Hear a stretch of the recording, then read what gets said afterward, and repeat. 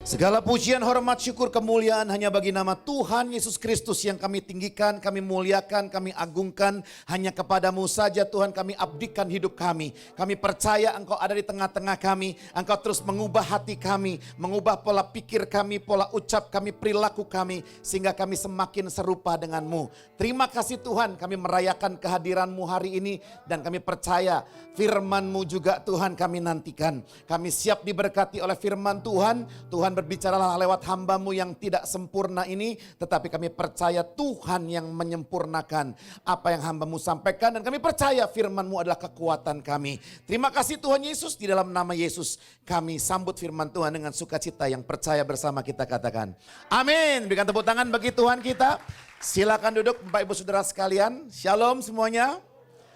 Puji Tuhan ya, bulan ini kita bertemu, bulan depan kita bertemu lagi ya. Puji Tuhan. Dan hari ini kita akan lihat bersama-sama, Bapak Ibu Saudara sudah mendapatkan handout khotbahnya. Jika belum bisa angkat tangan, jika butuh pena juga bisa angkat tangan, nanti Asyir di belakang akan membantu saudara. Ya, tujuan handout ini supaya kita bisa ulang-ulang kembali, kita bisa catat, kita bisa buat diri kita mengerti, bahkan kita bisa ajarkan kepada keluarga kita. Ya, misalkan ada keluarga kita yang sedang sakit, tidak bisa beribadah atau berhalangan hadir, maka Bapak Ibu Saudara kita perlu untuk mengajarkan apa yang kita dapatkan di ibadah kita hari Minggu. Amin. Bersedia? Ya. Nah, kita akan melihat sebuah konteks di dalam firman Tuhan di 2 Timotius pasal yang kedua, ayat 1 sampai ayat yang ke-7.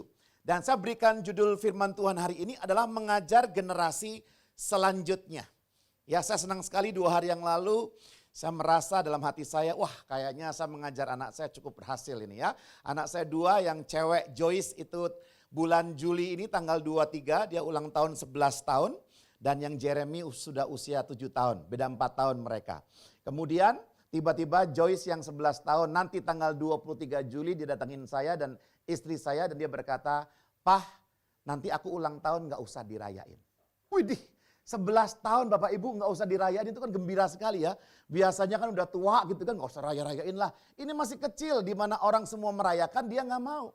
Ya kita di rumah aja, nanti panggil Teacher Ellen sama Om Boas aja udah cukup katanya. Oke, baik, bagus. Mau bagaimana, mau kuenya bentuknya apa. Tapi Pak aku minta kado. Apa kadonya? Aku minta ruko. Ya, saya nggak tahu apa yang saya ajarkan selama ini, apa yang dia lihat dari saya. Ya, nih Pak, dia tunjukkan hasil desain logo dari Canva, karena di sekolahnya diajarkan Canva. Dia kasih 3 opsi. Papa suka yang pertama, kedua, atau yang ketiga. Semuanya namanya adalah Joyce Bakery.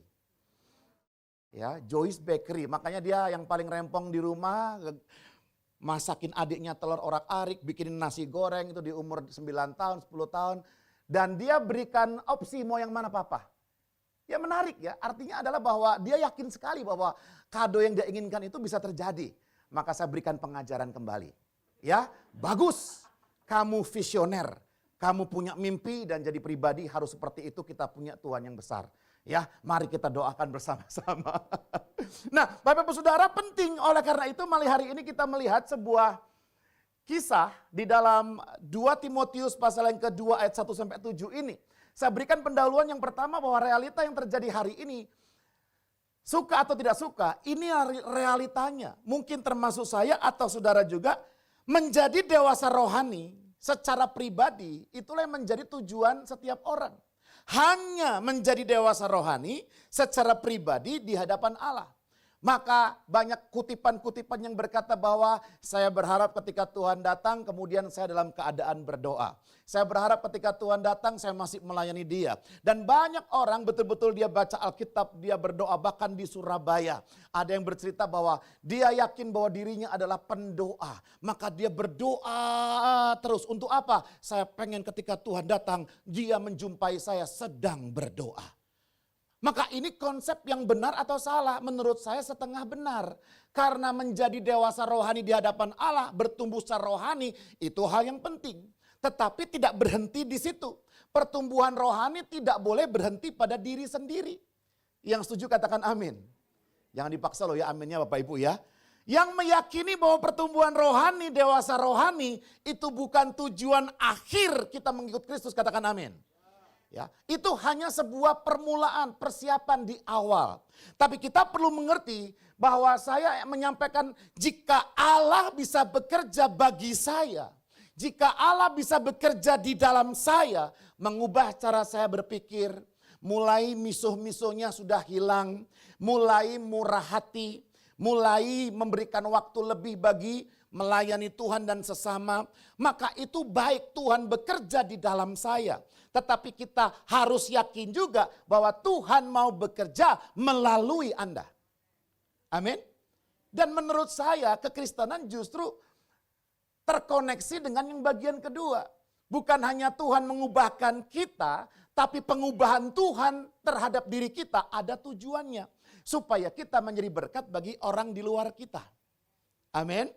Sehingga kita perlu mempunyai sebuah kerangka berpikir, frame mindset atau sebuah belief, keyakinan bahwa menjadi Kristen, menjadi rohani itu bukan tujuan akhirnya menjadi rohani superhero sendiri. Dipuja orang, terkenal, populer, ya senang ketika nama depannya ditambahkan nabi, senang ketika di depannya ditambahkan rasul, ya kan? Keren, bukan itu. Tapi kita perlu meyakini bahwa pekerjaan Tuhan dahsyat ajaib dalam hidup saya. Ada tujuannya. Supaya Tuhan bekerja melalui saya. Amin. Beritahu sebelahnya katakan, Tuhan akan bekerja melalui kamu. Jadi seorang murid Kristus harus bersedia menjadi saluran dan jangan pernah puas hanya menjadi tujuan. Nah perhatikan baik-baik Bapak Ibu, ini sesuatu yang perlu kita pahami sekarang. Bahwa mengikut Kristus itu bukan untuk saya, keluarga saya, diri saya bukan. Tetapi untuk orang di luar saya. Maka ketika ada sebuah panggilan untuk berbuah supaya engkau pergi dan berbuah dan buahmu tetap, itu berbicara apa? Kita tetap hidup dalam kasih Tuhan karena perikopnya tentang mengasihi di Yohanes 15 itu, maka kita tetap mengasihi, terus mengasihi, tetap mengasihi, terus mengasihi supaya kita pergi dan berbuah. Maka hari ini kita melihat bahwa setelah kita yakin encounter sudah lulus, empower sudah lulus misalkan begitu. Nanti ada kelas excellent, itu baik. Pelajaran rohani mau namanya apapun ketika Alkitab dikumandangkan semuanya baik. Amin. Saya termasuk yang sangat suka belajar. Ya kalau ada sumber daya itu waktu, tenaga, uang, maka saya akan terus belajar jika ada. Apalagi belajar sesuatu yang rohani. Maka tahapan selanjutnya jika kita sudah merasa mantap, kuat di dalam Kristus, melayani Tuhan 12-13 tahun, jadi pemimpin, pokoknya track recordnya bagus sekali. Maka tahapan selanjutnya adalah menjadi orang tua rohani bagi sebanyak mungkin orang. Katakan kepada sebelahnya, menjadi orang tua rohani. Menjadi orang tua rohani Pak, kenapa dikasih tanda kutip? Karena bukan selalu bahwa kita menjadi orang tua buat Joyce dan Jeremy saja. Tapi ada Joyce dan Jeremy lainnya di luar kehidupan keluarga saya. Ya atau ya? Dan kadang-kadang Pak, jangankan pakai tanda petik Pak. Di rumah saya ternyata saya tidak mengajarkan anak saya. Ini tantangannya. Suami harus mengajar istrinya. Jika istri lebih dewasa, ajar suamimu. Kita bisa saling mengajar di rumah. Kalau itu belum terjadi, maka saya dorong kita harus lakukan itu dalam kehidupan kita. Maka firman Tuhan berkata, pergilah jadikanlah semua bangsa muridku. Ajarlah, baptislah mereka, ajarlah mereka melakukan. Itu sesuatu yang sudah final. Bukan inisiatif manusia dan gereja, tapi inilah inisiatif Tuhan sendiri buat kita. Ya, oleh karena itu, kita akan melihat sebuah contoh. Tim Paulus, dia memuridkan, ada Epafroditus, ada juga Onesimus, Filemon, ya, Titus, dan salah satunya lagi adalah Timotius. Belum lagi gereja-gereja yang dia rintis, yang dia bangun di setiap kota. Sampai dia berkata, sudah selesai, aku sudah datangi semua kota, ya, semua tempat yang memang ditugaskan kepada dia. Nah Bapak Ibu Saudara, kita bisa lihat 1 Timotius pasal 1, ayat yang kedua, firman Tuhan berkata apa? Kepada Timotius anakku yang kekasih. Kasih karunia, rahmat, dan damai sejahtera dari Allah Bapa dan Kristus Yesus Tuhan kita menyertai engkau. Ayat 18 dikatakan demikian. Kiranya Tuhan menunjukkan rahmat-Nya kepadanya pada harinya, betapa banyaknya pelayanan yang ia lakukan di Efesus. Engkau lebih mengetahuinya daripada aku. Nah, jadi Bapak Ibu Saudara perhatikan baik-baik. Saya ingin sampaikan begini, bahwa kapan waktu terbaik atau kapan seorang Kristen itu boleh melayani Tuhan? Halo? Kapan saudara? Kalau anytime, terima kasih. Kalau kita melihat kepada kisah Paulus, maka Tuhan membutakan mata Paulus, kemudian Tuhan mengirim seorang murid lainnya, namanya adalah Ananias, ya. Kemudian mendoakan Paulus, dan Tuhan berkata begini, Paulus ini adalah alat pilihanku. Lewat dia namaku akan disebarkan kepada bangsa-bangsa. Bukan hanya Israel. Setelah dia melek, Paulus langsung melayani. Sehingga melayani Tuhan itu secara konsep. Setelah kita terima Yesus, kita harus mengabdikan diri kita kepada Kristus. Amin.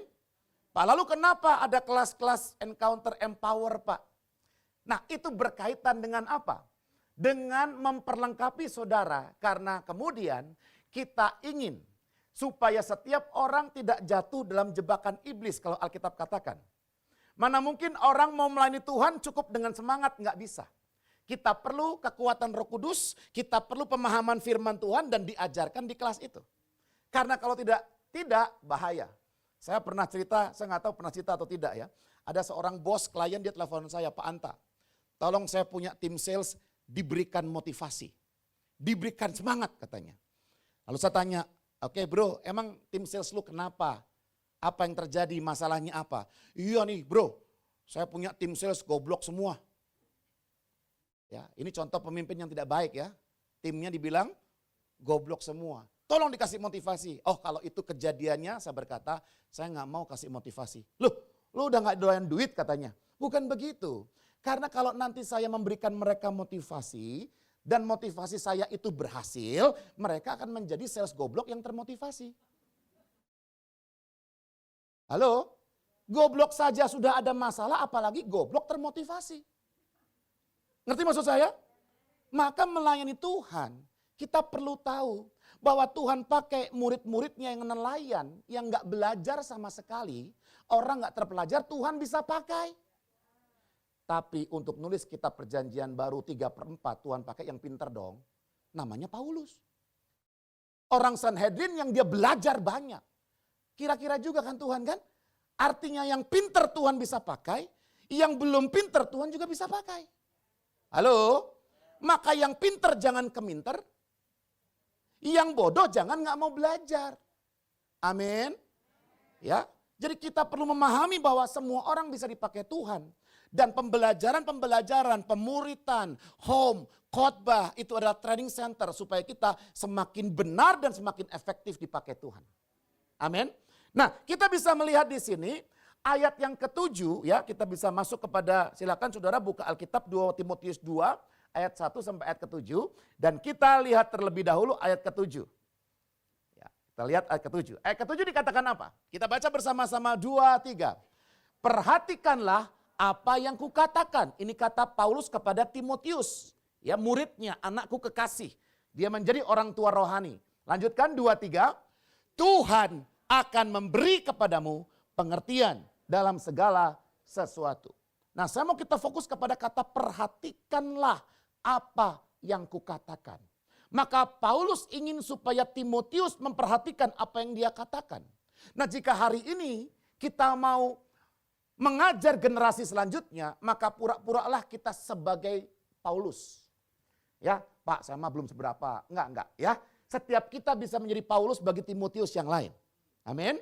Nah, bayangkanlah Anda sebagai Paulus, Anda akan mengajar Timotius lainnya. Nah, apa yang diajarkan Paulus kepada Timotius seharusnya kita pelajari di ayat ini.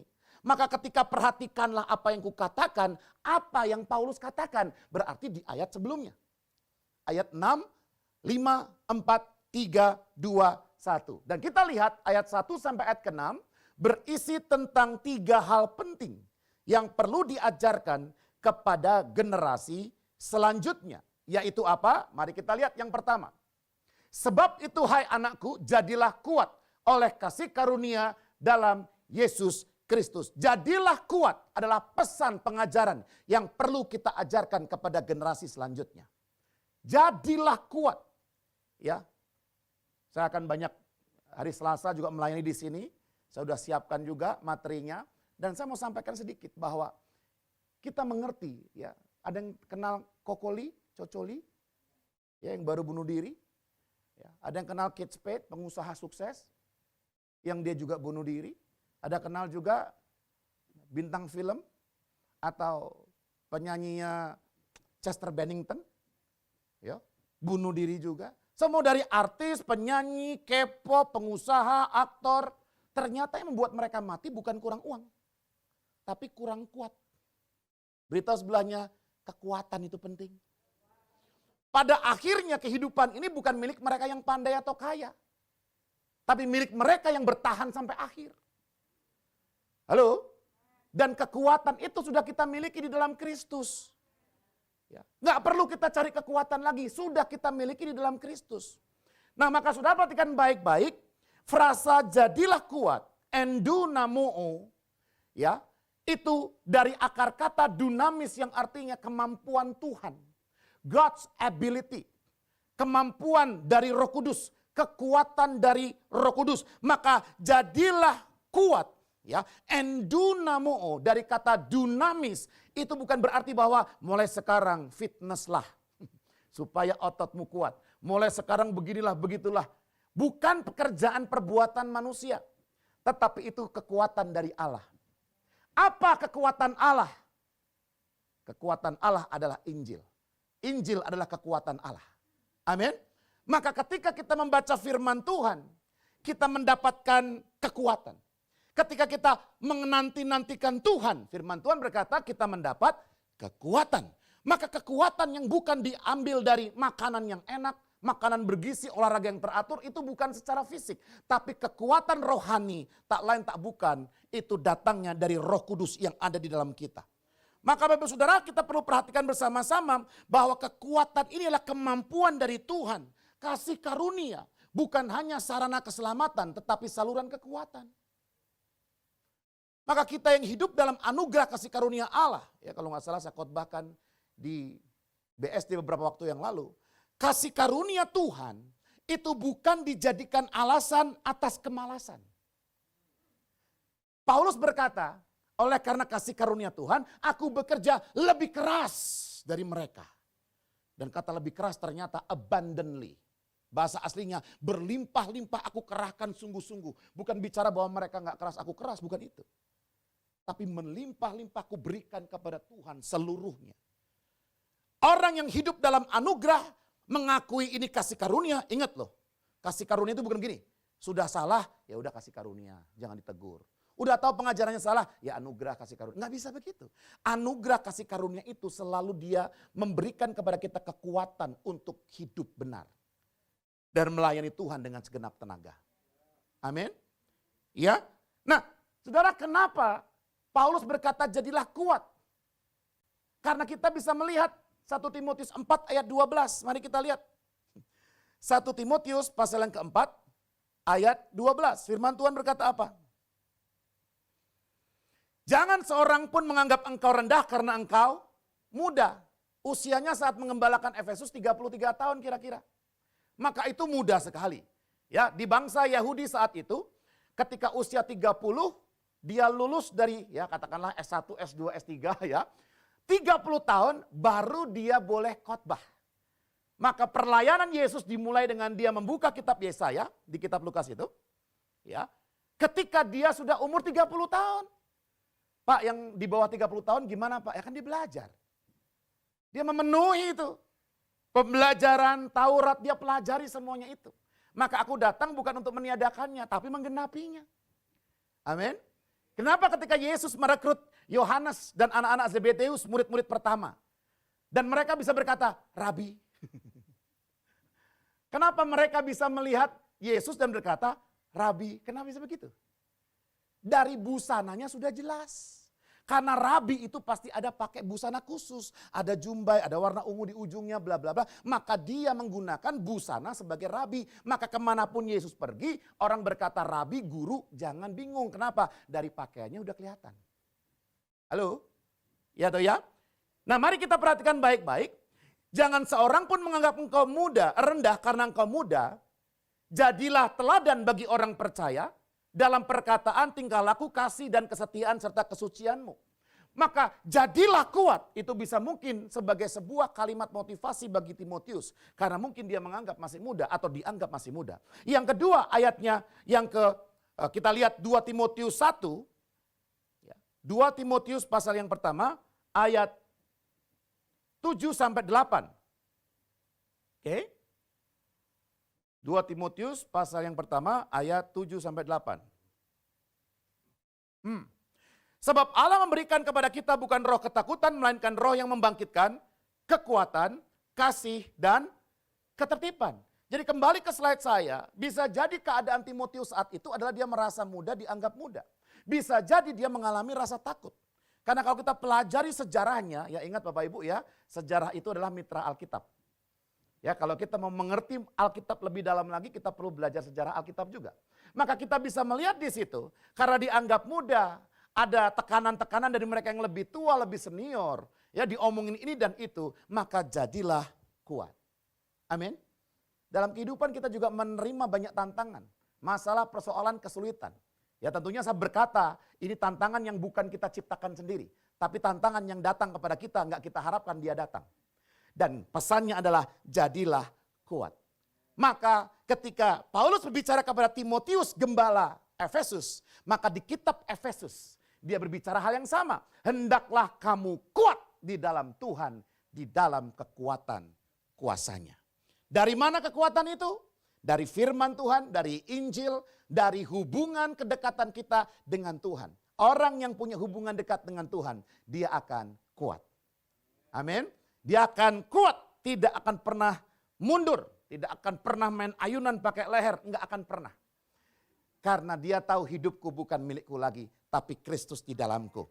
Jadi ajarkan untuk senantiasa Timotius di sekeliling kita agar mereka mengandalkan kekuatan dari Tuhan. Maka yang paling penting dalam pemuritan adalah ajarkan mereka bergantung kepada Tuhan. Ajar mereka menjadi muridnya N besar, bukan muridnya N kecil. Halo? Maka yang terjadi di gereja ketika ini jatuh dalam dosa, mundur, hilang, berdosa, maka yang lain ikut-ikutan semuanya mundur.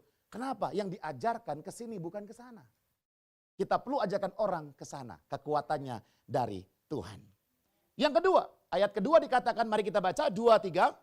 Apa yang telah engkau dengar daripadaku di depan banyak saksi, percayakanlah itu kepada orang-orang yang dapat dipercayai, yang juga cakap mengajar orang lain. Pesan yang pertama yang kita perlu ajarkan kepada generasi selanjutnya adalah jadilah kuat.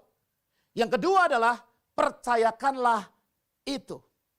Maka saya berikan sebuah statement seperti ini, mari kita renungkan bersama-sama. Kita baca 2-3. Pemimpin rohani yang baik harus lebih memedulikan keberlangsungan pekerjaan Tuhan daripada hanya mempertahankan posisinya sekarang. Amin. Apa yang terjadi dalam organisasi pelayanan? Apa yang terjadi dalam organisasi gereja? Ketika semua leadernya mempertahankan posisinya, mereka baru memuridkan generasi selanjutnya tatkala sudah Parkinson.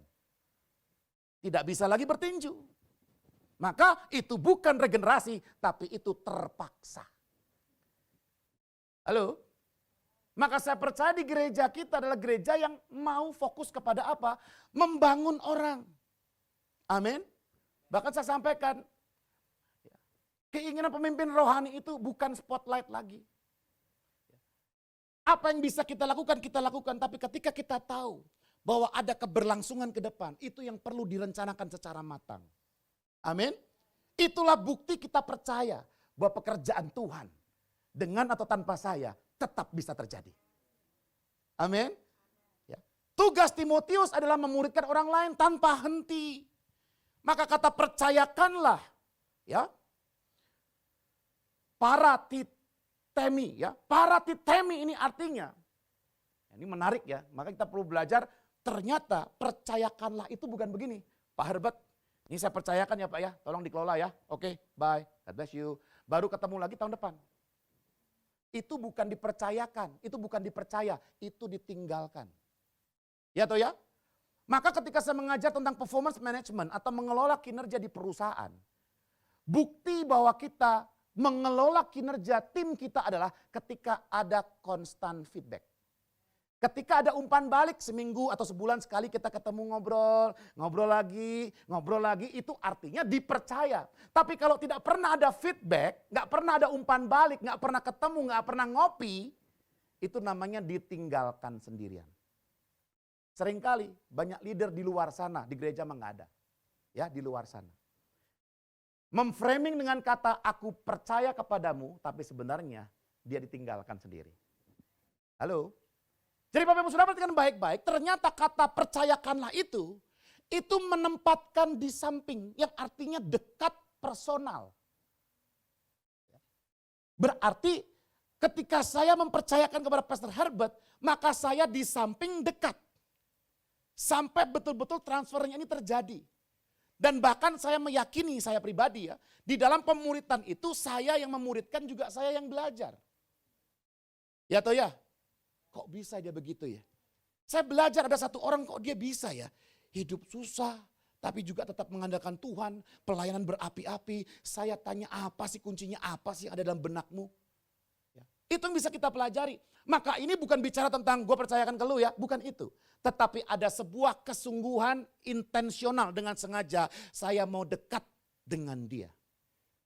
Ajarkan dia, muridkan dia. Makanya nanti di bulan Agustus, di bulan misi, kita akan launching yang namanya jurnal One Wins One. Satu jemaat, ayo fokus muridkan satu orang dalam waktu 1 tahun. Semangat? Antusias? Ya, cari mereka yang belum ke gereja. Mereka yang tidak ke gereja lagi. Mereka yang kepahitan dengan gereja dan sebagainya. Satu orang itu. Selama 1 tahun kita mau muridkan atau menangkan bagi Kristus. Seharusnya kita lakukan itu. Maka kita bisa lihat ya frasa dapat dipercayai. Ya, kita lihat di sini. Kepada orang-orang yang dapat dipercayai. Ternyata ya bahasa aslinya adalah pistos. Ya. Dan pistos itu dipakai juga pistis iman. Maka dapat dipercayai itu artinya bahwa dia mempunyai kepercayaan yang sama. Dia mempercayakan hidupnya kepada Kristus. Makanya kenapa? Ya, kita perlu memberikan atau memuridkan mereka agar mereka dipastikan agar mereka itu betul-betul mereka percaya kepada Tuhan. Bagaimana mungkin orang yang tidak percaya Tuhan melakukan misi Tuhan? Saya mau sampaikan saudara, amanat agung itu tidak bagi semua orang Kristen. Amanat agung itu diperuntukkan hanya bagi murid-murid Kristus. Kalau Anda bukan murid, itulah sebabnya kenapa Anda tidak melakukan misi itu. Nggak salah juga, kenapa? Karena bukan murid. Karena amanat itu hanya bagi para murid. Pergilah, jadikan semua bangsa muridku. Jika Anda dan saya murid, kita akan terus terganggu dengan kalimat itu dan kita tidak bisa tidak melakukannya. Maka kemarin ketika saya berangkat, ya liburan dengan anak-anak, itulah kesempatan yang mungkin setahun sekali ya, satu taksi online bersama. Maka saya bilang ke istri saya, kan kedua anak saya duduk di belakang. Kalian nanti lihat bagaimana papa lakukan penginjilan dengan 411. Oke, begitu masuk ngobrol bla bla segala macam, udah mulai. Wah anak saya yang cowok, suaranya kenceng banget itu nggak tahu kayak siapa itu. Ya. Orang kita lagi 411 tuh apa? Ngomong Tuhan Yesus, kenceng banget sih. Jadi di belakang yang cowok tuh, ya udah sampaikan tek selesai, sampai selesai kita foto, saya taruh di grup home supaya memberikan kita kekuatan. Semangat, ayo bareng-bareng jangan lupakan penginjilan kepada mereka yang belum percaya. Sampaikan kabar baik. Lagunya kan udah rilis, ya kan? Sampaikan kabar baik, ya kan? Bagi mereka yang membutuhkan. Maka Bapak Saudara perhatikan baik-baik, ternyata cakap ini jangan kita kasih standar terlalu tinggi. Karena bahasa aslinya cakap itu ternyata apa? Ikanos. Ikanos itu artinya cukup atau sesuai. Jadi jangan tunggu S3 dulu baru diperlengkapi, nggak perlu. Cukup, sesuai. Orang-orang yang dapat dipercaya, orang-orang yang punya iman yang sama, dia adalah murid Kristus. Oke, nggak usah tunggu public speakingnya nilainya 100. Nggak usah tunggu dia punya track record pelayanan 15 tahun dulu, nggak perlu juga. Cukup dan sesuai. Nah ini kan masalah juga, seberapa cukup dan seberapa sesuai kan. Ya. Tapi kalau kita nggak percaya, nggak berani mempercayakan, kita nggak pernah tahu kualitas orang itu. Kita perlu berani untuk mempercayakan. Beritahu sebelahnya, kepemimpinan itu resiko. Tidak mempercayakan kepada orang lain resiko, kita yang burn out. Mempercayakan ke orang resiko juga kalau kita ditelikung dari belakang. Tapi nggak apa-apa. Ya. Itu harus tetap kita lakukan. Maka ajarkan kepada Timotius di luar sana agar selalu memuridkan orang percaya lainnya. Dekat dengan mereka. Pilih satu orang dekat. Dekat. Amin. Dekat. Ya kalau saya jurusnya selalu ngopi. Setiap minggu pasti ada satu orang minimal saya ajak ngopi. Hari ini, kemarin sudah 2 orang. Ya di tempat yang sama. Ngopi. Pokoknya ajak ketemu, ngobrol lagi. Sampai setengah 9 malam kemarin ada seorang doktor dengan S2 4. S2-nya 4. Ya, terus dia sudah lulus doktor dan sekarang sedang ambil doktor bareng dengan saya. Ya. Yang menarik adalah apa? Ngobrol cerita. Dan dengan banyak ilmu intelektual yang dia miliki, dia bingung bagaimana caranya supaya dapurnya ngebul. Seperti perempuan Samaria, kita mulai dengan hal-hal yang biasa, duniawi. Tapi lambat laun kita bisa bawa bahwa Kristus itu adalah jawaban kehidupan kita. Amin. Dan yang terakhir, yang ketiga, ikutlah menderita sebagai seorang prajurit yang baik dari Kristus Yesus. Nah ini nggak enak nih. Beritahu sebelahnya, nggak enak tapi harus. Karena inilah yang akan membuat kita serupa Kristus. Tanpa masuk secara sukarela dalam penderitaan, kita mustahil serupa Kristus. Mustahil. Ya. Makanya ketika Paulus berbicara, kenapa aku aku mengalami masalah tapi nggak mundur, ya bahasanya begitulah ya. Aku mengalami kesulitan tapi tetap maju. Kenapa? Karena aku membawa kematian Kristus. Luar biasa. Dia bawa kematian Kristus. Maka penderitaan apapun dia bisa lewati. Kenapa? Karena dia yakin dia udah mati. Nggak takut mati lagi. Orang yang sudah tahu dia mati, dia nggak takut mati. Orang yang dia menyadari bahwa aku hidup untuk. Itu yang takut mati. Maka mereka yang takut mati adalah yang dia merasa punya kehidupan sendiri. Ya, kita bisa lihat di situ. Ikutlah menderita. Katakan bersama-sama 2, 3. Ikutlah menderita. Kata menderita, ya, sukakopateo, artinya ternyata bukan menderita yang dibuat sendiri. Udah tahu mendung nggak bawa payung lalu menderita, itu kan kebodohan. Halo? Sudah tahu gaji 5 juta, ngutangnya 15 juta. Halo? Bukan penderitaan itu. Lalu kemudian pakai ayat pikul salib lah. Saya nih terlalu dekat dengan mobil depan, lalu saya ambil kanan set, karena saya agak kenceng set, depan ada tabrakan beruntun, saya mobil terakhir, hancur semuanya. Puji Tuhan masih hidup. Ini salib yang aku pikul di dalam Kristus. Ya enggak, itu kesalahan saya karena terlalu dekat dengan mobil depan. Halo? Itu kesalahan saya karena saya naiknya kenceng. Enggak kenceng sih, 100 lah. Maksudnya lebihnya ada sih. Ya, 100 lebih sedikit. Tapi jangan semuanya penderitaan itu karena Kristus salib. Enggak. Karena ternyata menderita ini bertahan dalam penderitaan melayani Tuhan. Amin. 2 Timotius pasal yang keempat ayat kelima. Dikatakan apa? Tetapi kuasailah dirimu dalam segala hal, sabarlah menderita. Sama. Jadi kalau kita bisa melihat di situ, pelayan yang setia adalah orang yang mau turut menderita. Silakan dibaca ayatnya. Itu semua tentang penderitaan yang diikutin. Beritahu sebelahnya, katakan ikut menderita. Turut menderita. Tapi bukan cari penderitaan. Saya mau katakan ini. Kitab Petrus adalah kitab diaspora. Ketika ada penderitaan penganiayaan, maka orang-orang Kristen semuanya pada terkocar-kacir pergi. Makanya di situ ada ayat berilah tumpangan. Betul ya? Ya, karena orang-orang itu nggak punya rumah. Nah, saudara, supaya clear, kenapa kok mereka pergi menghindari penganiayaan? Beritahu sebelahnya, penganiayaan boleh dihindari. Tapi mereka tidak menghindari pelayanan. Kita punya hikmat dong, di depan ada singa ya kita kabur, masa kita mendekat? Kadang-kadang itu tuh yang hal begitu-begituan bahaya. Ya, ada masalah persoalan dalam pelayanan bisa nggak kita hindari? Ya bisa dong. Tapi bukan berarti bahwa kita menghindari melayani Tuhan. Halo? Kalau ternyata Pak Herbert mau ke home, ke sebuah tempat, lalu banjir gitu kan. Ya gimana nih? Geledek, kemudian ada tiang listrik masuk ke air itu. Ada saluran listrik, apa-apa, puji Tuhan dalam nama Yesus. Tuhan. Ya kan mati juga kan. Ya kita hindari, gimana cari cara. Ada kapal atau besok atau gimana. Ya.